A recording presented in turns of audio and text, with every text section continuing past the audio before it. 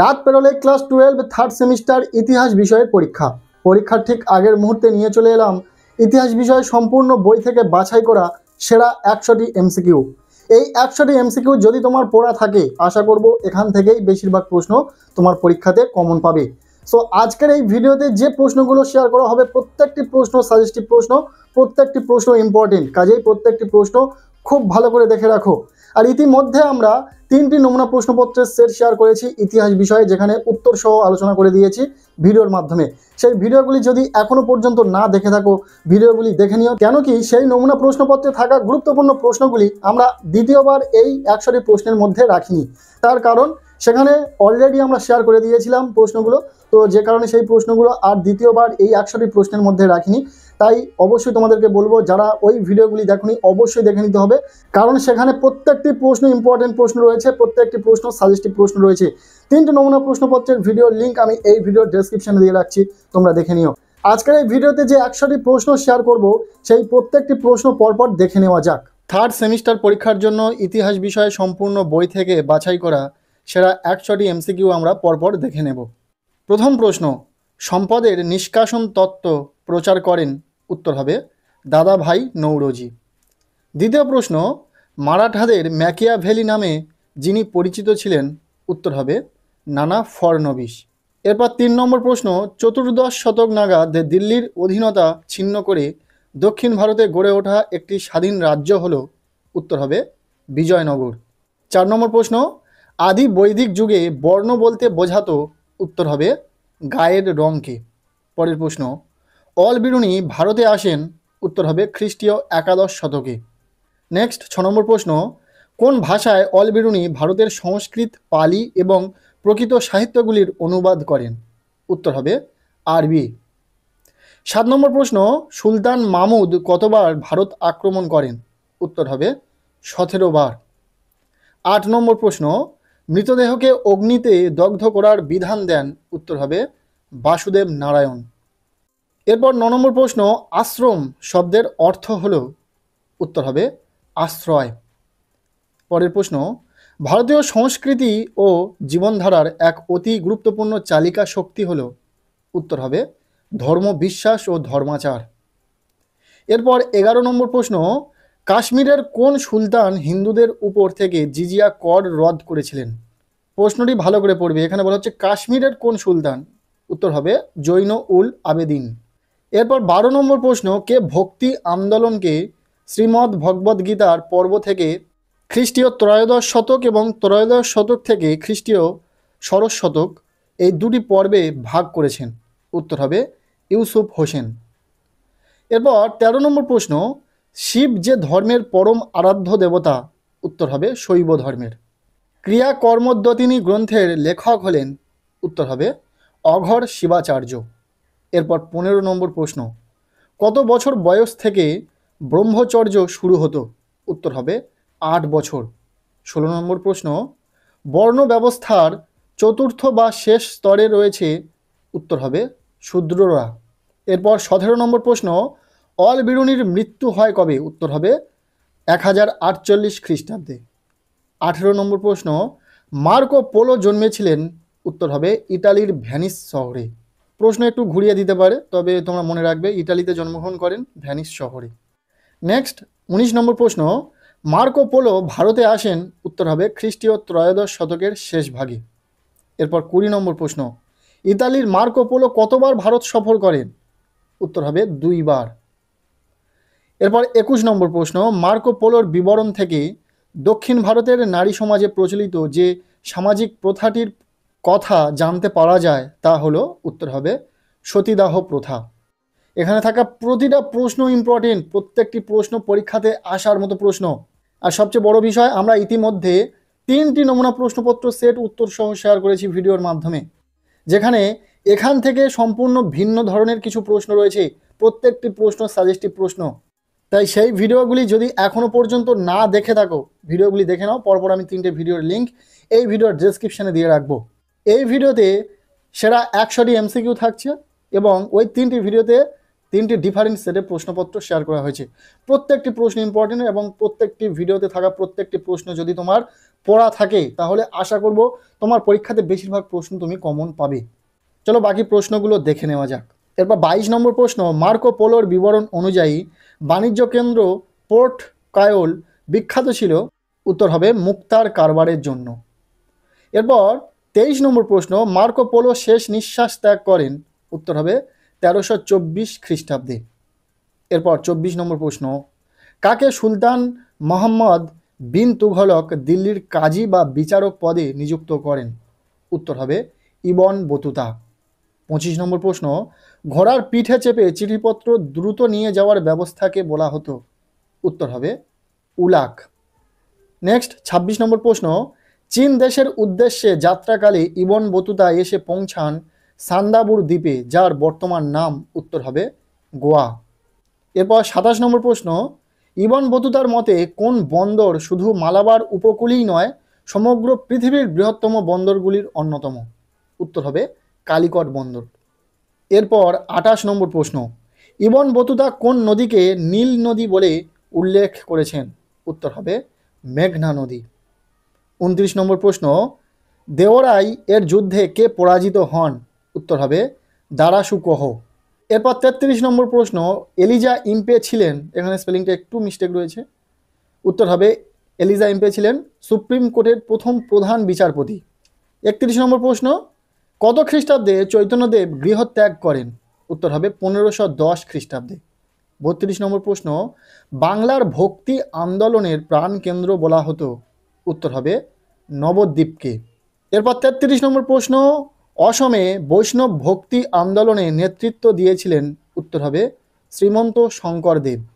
34 নম্বর প্রশ্ন, পিটের ভারত শাসন আইন পাশ হয়েছিল। উত্তর হবে 1784 খ্রিস্টাব্দে। 35 নম্বর প্রশ্ন, কে আদি গ্রন্থ গুরু গ্রন্থ সাহিব গ্রন্থটি সংকলিত করেছিলেন? উত্তর হবে গুরু অর্জুন দেব। নেক্সট 36 নম্বর প্রশ্ন, দোহা রচনা করেন। উত্তর হবে কবির। 37 নম্বর প্রশ্ন, পঞ্চবাণী গ্রন্থে কোন ভক্তি সাধকের শ্লোক ও বাণী সংকলিত আছে? উত্তর হবে কবির। 38 নম্বর প্রশ্ন, রেগুলেটিং অ্যাক্ট পাশ হয়েছিল। উত্তর হবে 1773 খ্রিস্টাব্দে। এরপর 39 নম্বর প্রশ্ন, অদ্বৈতবাদের প্রবক্তা কে ছিলেন? উত্তর হবে শঙ্করাচার্য। এরপর 40 নম্বর প্রশ্ন, গীতায় বর্ণিত কর্ম কথার অর্থ হল। উত্তর হবে নিষ্কাম কাজের ইচ্ছা। পরের প্রশ্ন, কাদেরিয়া সম্প্রদায়ের প্রতিষ্ঠাতা ছিলেন। উত্তর হবে আব্দুল কাদির জিলানি। নেক্সট 42 নম্বর প্রশ্ন, জিয়াউদ্দিন বারানির গুরু ছিলেন। উত্তর হবে নিজামুদ্দিন আউলিয়া। এরপর 43 নম্বর প্রশ্ন, সুফিয়া হঠযোগ শিখেছিল। উত্তর হবে নাথপন্থীদের কাছে। 44 নম্বর প্রশ্ন, সুফিবাদে শিষ্যকে কি বলা হতো? উত্তর হবে মুরিদ। এরপর 45 নম্বর প্রশ্ন, বুদ্ধি নির্ভর জ্ঞানকে বলা হয়। উত্তর হবে ইলম। 46 নম্বর প্রশ্ন, বিজয়নগর সাম্রাজ্যের রাজধানীর নাম কি? উত্তর হবে হাম্পি। এরপর 47 নম্বর প্রশ্ন, কোন দুই ভাই স্বাধীন বিজয়নগর রাজ্য প্রতিষ্ঠা করেন? উত্তর হবে হরিহর ও বুক্কু। এরপর 48 নম্বর প্রশ্ন, নিজ পুত্র গিয়াসউদ্দিন আজমের সঙ্গে যুদ্ধে পরাজিত ও নিহত হন। উত্তর হবে সিকান্দর শাহ। এরপর 49 নম্বর প্রশ্ন, পান্ডুয়ার 1 লাখি প্রাসাদ কোন শাসকের আমলে নির্মিত হয়েছিল? উত্তর হবে রাজা গণেশ। এরপর 50 নম্বর প্রশ্ন, কোন শাসক পান্ডুয়াতে রাজধানী স্থানান্তরিত করেন? উত্তর হবে ইলিয়াস শাহ। 51 নম্বর প্রশ্ন, একচেটিয়া ধনতন্ত্রই হলো সাম্রাজ্যবাদ উক্তিটি কার? উত্তর হবে লেনিন। যারা একটু পড়াশোনা করেছো তোমরা বুঝতেই পারছো প্রশ্নগুলো দেখে যে প্রশ্নগুলো কতটা গুরুত্বপূর্ণ। আমরা চেষ্টা করেছি সম্পূর্ণ বই থেকে বাছাই করা সেরা প্রশ্নগুলো তোমাদের সামনে উপস্থাপন করার। পাশাপাশি কিছু ইম্পর্টেন্ট প্রশ্ন যেগুলো এই ভিডিওতে নেই সেগুলো কিন্তু তোমরা পাবে যে 3টি নমুনা প্রশ্নপত্র সেট শেয়ার করেছি সেই ভিডিওতে। সেখানে যেহেতু প্রশ্নগুলো ছিল তাই সেই প্রশ্নগুলো রিপিট করা হয়নি এই ভিডিওতে।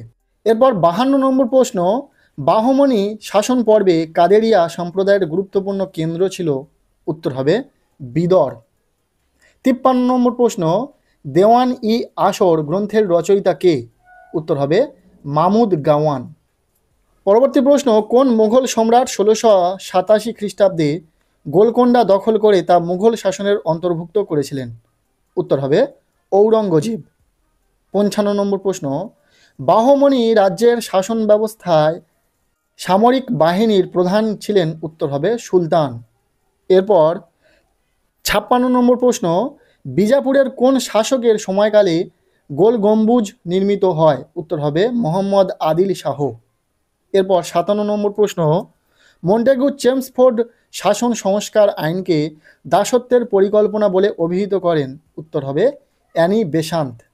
পরের প্রশ্ন, দক্ষিণ ভারতের বাহমনি রাজ্য প্রতিষ্ঠা করেন? উত্তর হবে হাসান গঙ্গু। এরপর 59 নম্বর প্রশ্ন, দুয়ার্তে বারবোসা কোন দেশের পর্যটক ছিলেন? উত্তর হবে পর্তুগাল। 60 নম্বর প্রশ্ন, নিকোলো কন্টি কোন দেশের পর্যটক ছিলেন? উত্তর হবে ইটালি। 61 নম্বর প্রশ্ন, বিজয়নগর সাম্রাজ্যের প্রধানমন্ত্রী কি নামে পরিচিত ছিলেন? উত্তর হবে মহাপ্রধান।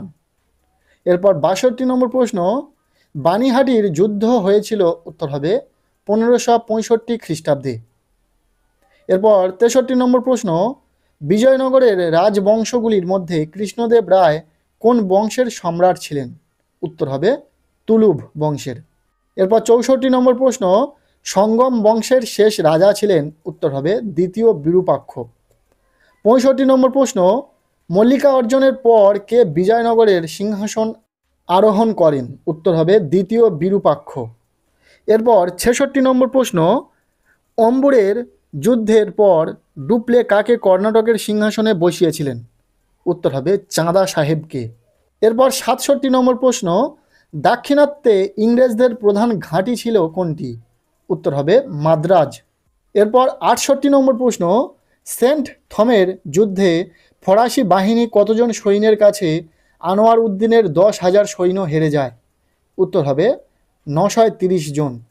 এরপর 69 নম্বর প্রশ্ন, ডুপ্লে কোথাকার ফরাসি শাসনকর্তা ছিলেন?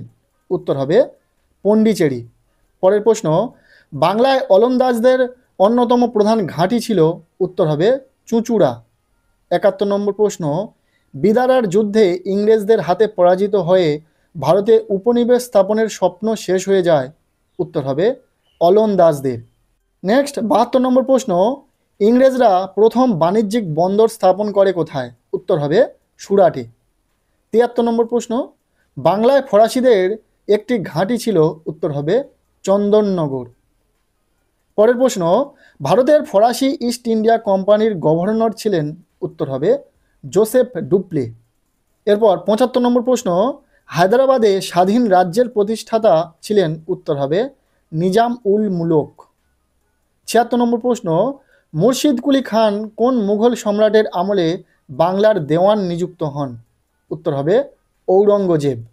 এরপর 77 নম্বর প্রশ্ন, কবে মুঘল সম্রাট ঔরঙ্গজেবের মৃত্যু হয়? উত্তর হবে 1707 খ্রিস্টাব্দে। এরপর 78 নম্বর প্রশ্ন, নীল জল নীতি গ্রহণ করেছিল কারা? উত্তর হবে পর্তুগিজরা। এরপর 79 নম্বর প্রশ্ন, উত্তামাশা অন্তরীপ সর্বপ্রথম প্রদক্ষিণ করেন কে? উত্তর হবে বার্থোলোমিও দিয়াজ। এরপর 80 নম্বর প্রশ্ন, অ্যাঙ্গোলাতে উপনিবেশ গড়ে তুলেছিল? উত্তর হবে পর্তুগাল। এরপর 81 নম্বর প্রশ্ন, ডাচ ইস্ট ইন্ডিয়া কোম্পানি কত বছর এশিয়ায় মশলার একচেটিয়া ব্যবসা করার অধিকার পেয়েছিল? উত্তর হবে 21 বছর। 82 নম্বর প্রশ্ন, ইংল্যান্ডে ব্রিটিশ ইস্ট ইন্ডিয়া কোম্পানি কবে গড়ে ওঠে? উত্তর হবে 1600 খ্রিস্টাব্দে। পরের প্রশ্ন, পর্তুগিজরা ব্ল্যাক গোল্ড বলতো? উত্তর হবে গোলমরিচকে। নেক্সট 84 নম্বর প্রশ্ন, ক্ষমতা বৃদ্ধি পেলে জাতীয়তাবাদ সাম্রাজ্যবাদে রূপান্তরিত হয়? কার উক্তি? উত্তর হবে ল্যাস্কি। 85 নম্বর প্রশ্ন, আফ্রিকাতে প্রথম উপনিবেশ স্থাপন করেছিল? উত্তর হবে পর্তুগিজরা। এরপর 86 নম্বর প্রশ্ন, কাকে বাংলার আকবর অভিধায় ভূষিত করা হয়? উত্তর হবে হোসেন শাহ। এরপর 87 নম্বর প্রশ্ন, দক্ষিণ পূর্ব এশিয়ার মালয়ে প্রথম উপনিবেশ গড়ে তুলেছিল? উত্তর হবে পর্তুগিজরা। এরপর 88 নম্বর প্রশ্ন, পেশোয়া পদ বিলুপ্ত হয় যে সন্ধির দ্বারা? উত্তর হবে পুনা সন্ধি।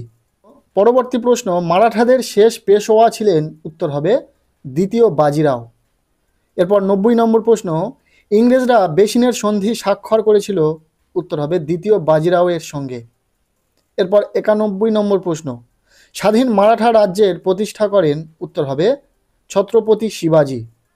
এরপর 92 নম্বর প্রশ্ন, কোন সন্ধির শর্তানুসারে টিপু সুলতান তাঁর 2 পুত্রকে ইংরেজদের হাতে তুলে দেন?